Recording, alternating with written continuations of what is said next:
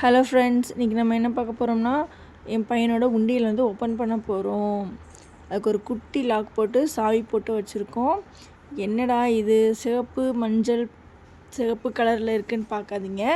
இது வந்து ஒரு இரும்பு சின்ன உண்டியல். இது என் பசங்க வந்து டிவிக்கே ஃபேன்னால் அதில் இந்த பெயிண்ட்டை அப்படி அடைச்சி வச்சுருக்காங்க அந்த உண்டியலுக்கு. இதில் இப்போ ஃபுல்லாகிடுச்சு அமௌண்ட்டு. ரொம்ப இல்லை, சின்ன உண்டியல் தான். இது ஃபுல்லானதுனால அடுத்து போட முடியல. ஸோ ரொம்ப கஷ்டமாக இருந்துச்சுன்னு சொல்லிட்டு இப்போ நம்ம அதை ஓப்பன் பண்ண போகிறோம். இது இந்த அமௌண்ட் எடுக்கிற அந்த வழி ரொம்ப சின்னதாக குட்டியாக தான் இருந்துச்சு. அதில் ரூபாய் எடுக்கிறது ரொம்ப கஷ்டமாக இருந்துச்சு. அதில் சில்லறை காசு போட்டிருந்தா கூட அது அப்படியே கொட்டினா விழுந்திருக்கும். ஆனால் நம்ம நோட்டு போடுறதுனால அது எடுக்கிறது ரொம்ப கஷ்டப்பட்டு இருக்குன்னு. அது கொஞ்சம் இரும்பு பெட்டி வேறையா, அது எங்கே டேமேஜ் ஆகி கிழிஞ்சிருமோன்னு ஒரு பயமாகவும் இருந்துச்சு. ஸோ பொறுமையாக தான் எடுக்க வேண்டியிருந்துச்சு. கொஞ்சம் அவசரப்பட்டோம்னாலும் கிழிஞ்சிரும். அதுவும் இல்லாமல் நான் இது 6 மாதம் என் பையன் சேர்த்து வச்சுருக்க அமௌண்ட். இது 3 மாதத்துக்கு முன்னாடி சில்லறை காசாக கொஞ்சம் இருந்தது. அது 1200 கிட்டே இருந்தது. அந்த அமௌண்ட்டை என் பையன்கிட்ட கொடுத்து அப்படியே போட சொன்னேன். அவன் அப்படியே போட்டுட்டான். ஸோ அப்படியே சுருட்டி இருக்கும். அது எடுக்கிறது ரொம்ப கஷ்டமாக இருந்துச்சு. இப்போ சில்லறை காசு ஃபஸ்ட்டு இப்போ நோட்டெல்லாம் எடுத்து முடிச்சதுக்கப்புறம் சில்லறை காசு எடுக்கிறது கொஞ்சம் ஈஸியாக இருந்துச்சு. ஏன்னா அது அப்படியே சில்லறை தானே, ஸோ கொட்டினோடனே விழுந்துடுது. இந்த நோட்டு தான் கொஞ்சம் கிழியாமல் எடுக்கிறது கொஞ்சம் பெரிய ரிஸ்க்காகவே இருந்துச்சு. இப்போ எல்லாத்தையும் எடுத்து முடிச்சாச்சு. ஸோ இப்போ நம்ம அமௌண்ட்டை எண்ணிடலாம். இந்த இரும்பு பெட்டியில் போட்டதுனால சில நோட்டெல்லாம் கொஞ்சம் டேமேஜ் ஆகிருந்துச்சு. இந்த 100 ரூபா நோட்டு பார்த்துக்கிட்டிங்கன்னா ஃபுல்லாக துரு பிடிச்சி ஒட்டிக்கிச்சு அந்த ரூபா நோட்லேயே. இப்போ நிறைய ரூபா நோட்டும் இல்லை, சில கொஞ்சம் ரூபா நோட்டு கொஞ்சம் ரொம்ப நாள் பட்ட போட்டதெல்லாம் அந்த துரு ஒட்டிக்கி. இது என் பையன் 6 மாதமாக சேர்த்த அமௌண்ட்டுங்க. இவ்வளோ இருக்குன்னு நினைக்காதீங்க. 6 மாதத்தில் எப்படி சேர்த்தான்னா, நான் டெய்லி ஒரு 10 ரூபா தருவேன். என் ஹஸ்பண்டும் ஒரு டெய்லி 10 ரூபா தருவாங்க. அப்புறம் அவங்க அப்பத்தாட்டையும் ஒரு 10 ரூபா வாங்கிடுவான். ஸோ டெய்லி அவனுக்கு 30 ரூபா ஆகிடுது. ஆனால் அவன் ரொம்ப விவரம். எப்படின்னா, அதாவது வெளியே வாங்கி சாப்பிட்றதுக்கு தனியாக காசு வாங்கிடுவான், சேர்த்து வைக்கிறதுக்கு தனியாக காசு வாங்கிடுவான். அது போக நம்ம கடையில் ஸ்நாக்ஸும் சாப்பிட்ருவான். ஆனால் அதெல்லாம் அந்த கணக்கில் செய்கிறான். அது சேர்த்து வைக்க நம்ம தனியாக கொடுத்துருவோம். இப்போ நம்ம சின்ன பிள்ளையா இருக்கப்போ என்ன செய்வோம், நமக்கு ஏதாச்சும் வீட்டில் அதை வாங்கி சாப்பிட காசு கொடுத்தாங்கன்னா நம்ம அதை தான் சேர்த்து வைப்போம்.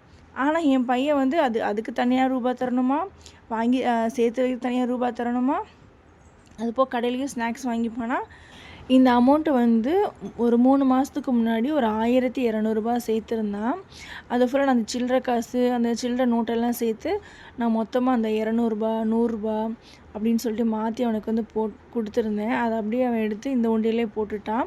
அதுக்கப்புறம் சேர்த்து இந்த 3 மாதம் அமௌண்ட்டு சேர்த்து தான் இப்போ நம்ம எண்ணிக்கிட்டு இருக்கோம்.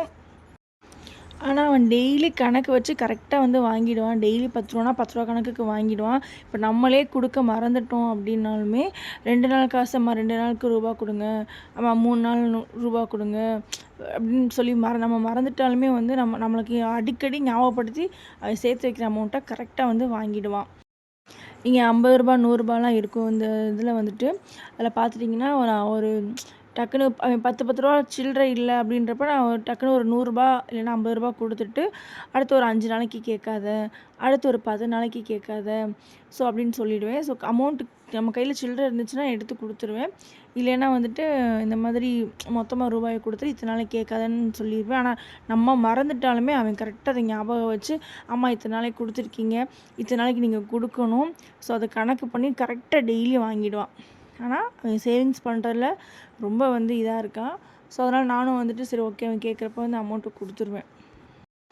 சில சமயம் என்கிட்ட ரொம்ப அப்படியே ரொம்ப ரொம்ப என்னை கொஞ்சம் வைங்கம்மா, ப்ளீஸ்மா கொஞ்சம் எக்ஸ்ட்ரா கொடுங்கம்மா அப்படின்னு சொல்லி கொஞ்சம் நம்மளை ஏச்சே அமௌண்ட்டை வாங்கிடுவான். ஸோ அப்படியுமே சரி ஓகே கேட்குறானே அப்படின்னு சொல்லிட்டு கொடுத்துருவேன். இப்போ ரூபா நோட்டை நான் எண்ண ஆரம்பிச்சிட்டேன். சில்லறை காசும் எடுத்து எண்ணி வச்சுட்டேன். ரூபா நோட்லாம் போட்டு ரொம்ப நாள் ஆனதால் டக்குன்னு அந்த எண்ணுறப்போ அந்த டக்குன்னு அந்த நோட்டு ஒட்டிக்கிச்சு. அது டக்குன்னு வர மாட்டுது, கிழிஞ்சிருமோன்னு சொல்லிட்டு நான் மெதுவாகவே எண்ணிக்கிட்டு இருக்கேன். ரொம்ப நாள் போட்டதால இந்த ரூபா நோட்டு கொஞ்சம் ஒட்டிக்கிச்சு. ஸோ அது எண்ணுறப்போ ரொம்ப கொஞ்சம் கஷ்டமாக தான் இருந்துச்சு. இப்போ நம்ம சில்லறை காசும் 10 ரூபா காயின் 20 ரூபா காயினு என்ன கிடைக்குதோ, காயினாக இருந்தாலும் நோட்டாக இருந்தாலும் கொடுத்துருவேன். ஸோ எல்லாம் வந்து எண்ணி வந்து இப்போ ரெடியாக எடுத்து வச்சுட்டேன். இப்போ எவ்வளோ எவ்வளோ அமௌண்ட் இருக்குதுன்னு சொல்லிட்டு தனித்தனியாக எழுத ஆரம்பிச்சிடலாம். ஏன்னா கொஞ்சம் அமௌண்ட் கொஞ்சம் எல்லாமே சில்லற காசாக இருக்கிறதுனால கொஞ்சம் வந்து கால்குலேட் பண்ணி எனக்கு கொஞ்சம் கஷ்டமாக இருந்துச்சுன்னு சொல்லிட்டு தனித்தனியாக எடுத்து வச்சு எல்லாத்தையும் வந்து எழுத ஆரம்பிச்சிட்டேன். என் பையன் சேர்த்து வைக்கிறான்னு சொல்கிறப்ப நான் என்ன பண்ணிட்டேன்னா, நீ சேர்த்து வைக்கிற அமௌண்ட்டை வந்து நீ வந்து எக்காரணத்தை கொண்டு அதுலேருந்து வந்து எடுக்கக்கூடாது. எப்பயுமே சேவ் பண்ணி முடிச்சிரு. நீ ஒரு கிளாஸ் முடிச்சதுக்கப்புறம் அதில் என்ன அமௌண்ட்டு வருமோ அதை வந்து நீ வந்து உனக்கு ஏதாவது யூஸ்ஃபுல்லாக ஒரு ஏதாச்சும் ஒன்று படிப்பு சம்மந்தமாக யூஸ் ஆகும். ஸோ அப்போ நீ வந்து ஏதாவது ஒரு யூஸ் ஆகும். ஆனால் வாங்கி சாப்பிட்றதுக்கு அந்த மாதிரி செலவெல்லாம் பண்ணக்கூடாது அப்படின்னு சொல்லியிருந்தேன். ஸோ அதுவும் அவனுக்கு கேட்டுட்டு இனிமேல் ஓகே நான் அந்த மாதிரி சேவ் பண்ணுற மாதிரி அதெல்லாம் எடுக்க மாட்டேம்மா, சேவ் பண்ணுற அமௌண்ட்டில் தான் எதையும் எடுக்க மாட்டேன் அப்படின்னு சொல்லியிருந்தான். ஓகேன்னு சொல்லிட்டு அவன் அப்படி சொன்னதுக்கப்புறம் தான் அதுக்கப்புறம் நான் வந்து அமௌண்ட் வந்து அவனுக்கு சேர்த்து வைக்கிறதுக்குன்னு அமௌண்ட் வந்து கொடுக்க ஆரம்பித்தேன். அது வரைக்கும் நான் கொடுக்கலங்க.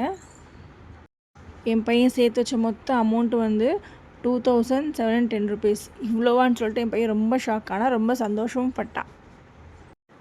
இந்த அமௌண்ட்டை எடுத்து இப்போ பெரிய உண்டியலில் போடுறோம்.